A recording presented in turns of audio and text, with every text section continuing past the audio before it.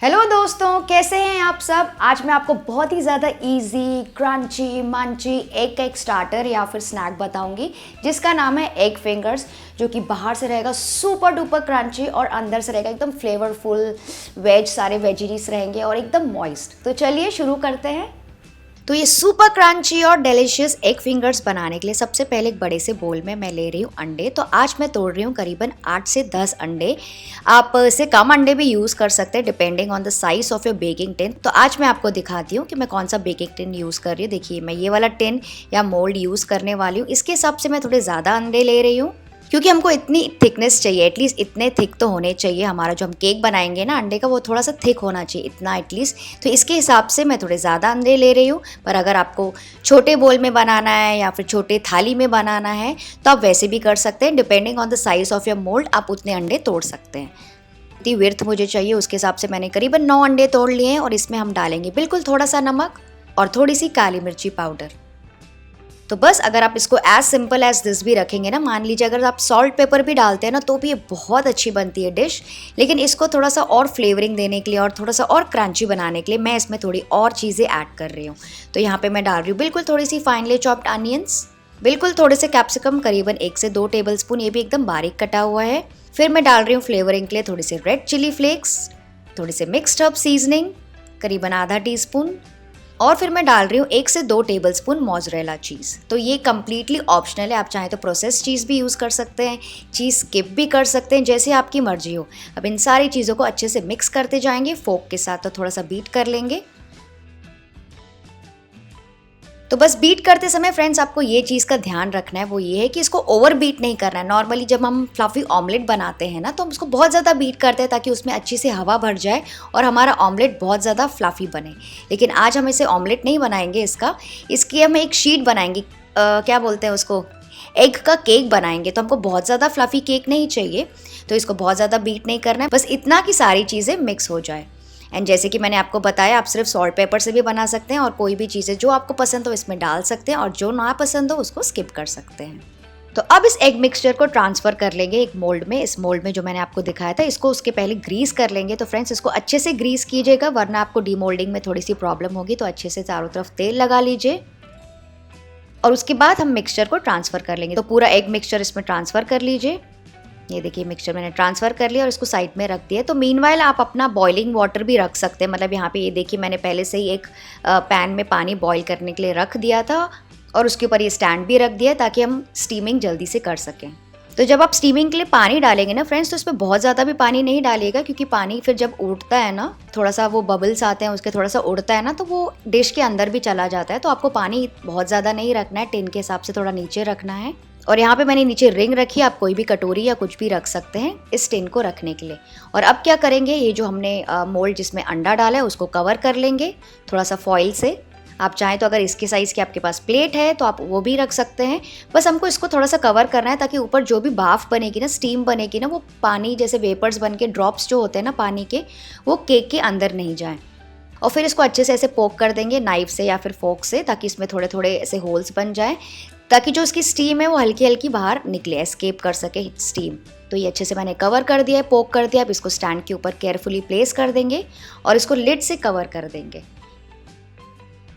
और अब हमें इसको कुक करना है, यानी कि हमको इसको स्टीम करना है। नॉर्मली जैसे आप इडली स्टीम करते हैं, इसको हम स्टीम करेंगे क्योंकि अंडे का मिक्सचर है। तो इसको हम स्टीम करेंगे लो मीडियम फ्लेम पे करीबन 25 से 30 मिनट के लिए। तो अगर आप कम पका रहे हैं तो आपको कम समय लगेगा, आपको देख के अंदाज़ा लग जाएगा। पर फ्रेंड्स आपको ये भी ध्यान रखना है कि जो एग मिक्सचर है ना वो अच्छे से सेट होना चाहिए। मतलब जो केक है ना एग का, वो अच्छे से स्टीम होना चाहिए, सेट होना चाहिए, तो ही आप उसको कट कर पाएंगे पीसेस में।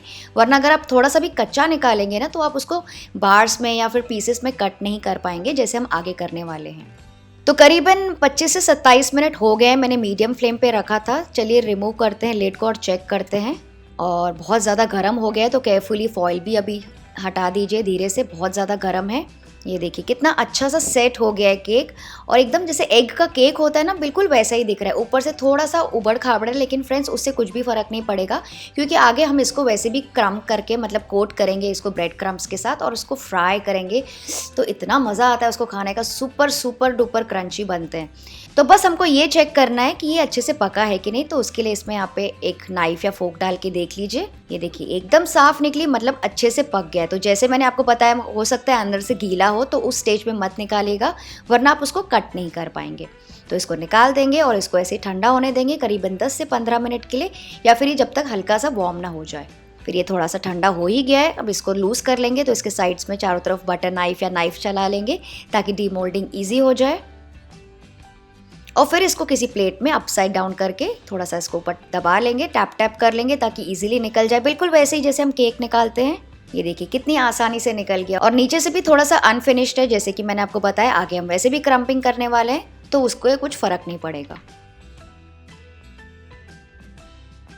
ये देखिए कितना ब्यूटीफुल, जब मैं आपको टॉप से दिखा रही हूँ कितना ब्यूटीफुल एकदम एग का केक ही लग रहा है। तो अब इसको हम कट करेंगे बाइट साइज पीसेस में। तो आज मैं इसके लंबे लंबे फिंगर्स काट रही हूँ। ये देखिए इस तरह से इसको स्ट्रिप्स में मैं काट रही हूँ इसे लंबाई में। आप चाहें तो इसको मीडियम साइज पीसेस में काट सकते हैं, स्क्वायर्स में काट सकते हैं, जैसे आपकी मर्जी हो। कटलेट साइज में काट सकते हैं। और इसे लंबाई में काटने के बाद इसको बीच से मैं ऐसे काट दूंगी। ये देखिए जब मैं एक बार मतलब एक फिंगर निकाल रही हूँ तो ये बहुत ज़्यादा थिक है। ये देखिए जो आप विड्थ देख रहे हैं ना, ये काफ़ी थिक है। जब इसको कोट करेंगे ना हम क्रम्स के साथ, तो ये और ज़्यादा मोटी हो जाएगी। तो इसके लिए मैं क्या कर रही हूँ, इस एक स्ट्रिप को बीच से भी कट कर रही हूँ। ये देखिए इस तरह से एकदम अच्छे से सॉफ्टली कट जाता है, बहुत मज़ा आता है इसको काटने में। ये देखिए, और इसी तरह से सारे पीसेस कट कर लेंगे। तो ये देखिए मैंने सारे पीसेस कट कर लिए। इनको तो मुंह में पानी आ रहा है इसको ऐसे ही देख के। मैं आपको एक निकाल के दिखाती हूँ, एक तोड़ के भी दिखाती हूँ। कितना सुपर मॉइस्ट, एकदम सॉफ्ट और जूसी भी है, मतलब ओवर कुक भी नहीं हुआ है और अंडर कुक भी नहीं है। बहुत सॉफ्ट है, जूसी है, सारे फ्लेवर्स और सारे वेजिटेबल्स के साथ। तो चलिए ये तो बन गए, साइड में रख देते हैं। इसकी जल्दी से कोटिंग कर लेते हैं। तो कोटिंग करने के लिए बस आपको 2-3 चीज़ें तैयारी करनी पड़ेगी, जिसके लिए सबसे पहले एक बोल में हम डाल देंगे 3 टेबलस्पून मैदा। आप चाहें तो चावल का आटा भी ले सकते हैं, गेहूं का आटा भी ले सकते हैं। इसको बस थोड़ा सा हम सीजन कर लेंगे, मतलब इसमें हल्का सा मिला देंगे नमक, रेड चिली फ्लेक्स और मिक्स्ड अप सीजनिंग, ताकि वो फीका फीका सा ना लगे। इसको मिक्स कर लेंगे और इसको साइड में रख देंगे। नेक्स्ट एक प्लेट में मैंने लिया है ये ब्रेड क्रम्स। तो ये सिंपल ब्रेड मेरे पास पड़ी थी, वाइट ब्रेड कॉर्नर के साथ मैंने इसका क्रम्स बना दिया। मतलब मैंने 8 से 10 ब्रेड ली, उसको मिक्सी में पीस लिया, एक दिन पुरानी ब्रेड, और ये ऐसे ब्रेड क्रम्स मेरे तैयार हो गए। तो ये सेकेंड कोटिंग यहाँ पे साइड में रख देते हैं। और तीसरे बोल में मैंने फ्रेंड्स लिए हैं 2 अंडे, और इसमें हम डाल देंगे बिल्कुल थोड़ा सा नमक और इसको भी बीट कर लेंगे। तो ये हमारे तीनों बोल्स रेडी हो गए हैं, मैदे का, ब्रेड का और अंडे का। तो बस अभी हमें कोट करना है इसको। तो सबसे पहले एक एग स्लाइस लेंगे, इसको कोट करेंगे फ्लावर में, मतलब ये जो सूखा आटा है ना उसमें हम इसको सब तरफ से कोट कर लेंगे। तो इसको ऐसे कोट कर लीजिए। तो फ्रेंड्स आपको ये जो इम्पॉर्टेंट चीज़ है, ये जो स्टेप है ना, बहुत ज़्यादा इंपॉर्टेंट है। आपको ध्यान रखना है कि अगर आप इसमें पहले ड्राई कोटिंग करेंगे ना, तो ही वो आपका एग मिक्सचर इसमें चिपक पाएगा। तो ये कोटिंग सबसे ज़्यादा इंपॉर्टेंट है। तो ये देखिए आटा लग गया, और इसके बाद हम इसको डिप करेंगे एग के अंदर। तो इसको थोड़ा सा ऐसे आप फोक से थोड़ा सा डिप कर लीजिए चारों तरफ, जैसे अच्छी सी कोटिंग आ जाए। और उसके बाद जैसे ही आप निकालेंगे ना, इमीडिएटली इसको कोट करेंगे हम ब्रेड क्रम्स के साथ।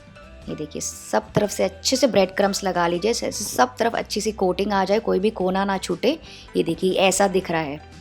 अगर आपको चाहिए तो आप इसको ऐसे भी फ्राई कर सकते हैं, लेकिन आज मैं इसको सुपर डिलीशियस और सुपर क्रंची बनाने के लिए इसको दूंगी डबल कोटिंग। तो डबल कोटिंग के लिए आपको इसको फिर से डिप करना है एग के मिक्सचर में। तो ये वाली जो डिपिंग है ना फ्रेंड्स, फटाफट करना है, क्योंकि जैसे आप अंडे में डालेंगे तुरंत ही निकाल दीजिए, वरना क्या होगा ना, आपकी जो ब्रेड की कोटिंग है ना वो छूट जाएगी। और फिर से इसको डिप कर लेंगे ब्रेड क्रम्स के ऊपर। ये देखिए अच्छे से सारे तरफ ब्रेड की कोटिंग लगा लीजिए। देखा आपने कितनी अच्छी थिक कोटिंग आ गई है ब्रेड क्रम्स की। ये बहुत अच्छा दिख रहा है। ये एक फिंगर रेडी है, और इसी की वजह से आपके जो फिंगर्स हैं सुपर क्रंची बनेंगे डबल कोटिंग की वजह से। तो ये हमारा एक रेडी हो गया है। इसी तरह से बाकी का बैच भी रेडी कर लेंगे। तो ये देखिए मेरा पूरा बैच रेडी हो गया, कितना अच्छा दिख रहा है। इसको आप चाहें तो फ्रिज में रख सकते हैं, कोई भी एयर टाइट कंटेनर में, और ये 3 से 4 दिन तक के अच्छे रहते हैं। ऊपर अगर आप फ्रिज में रखेंगे ना, तो 3-4 दिन तक के आप स्टोर कर सकते हैं।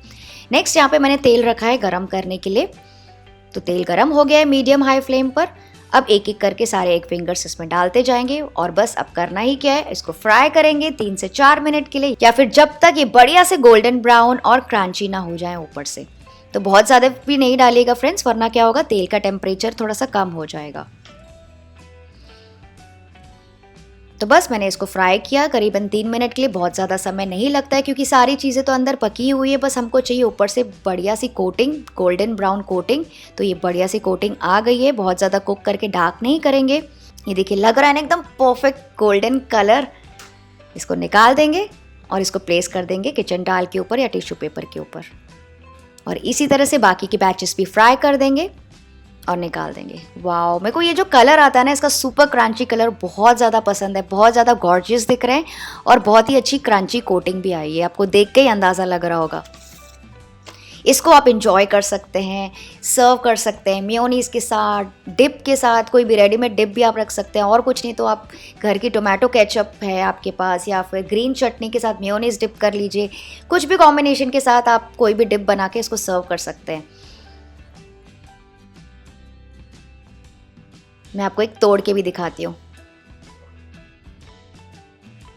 वाओ, ये देखिए बाहर से सुपर क्रंची और अंदर से एकदम मॉइस्ट, एकदम मुलायम और एकदम फ्लफी टेक्सचर आया है। चलिए अब तोड़ा है तो बाइट भी लेके देखते हैं।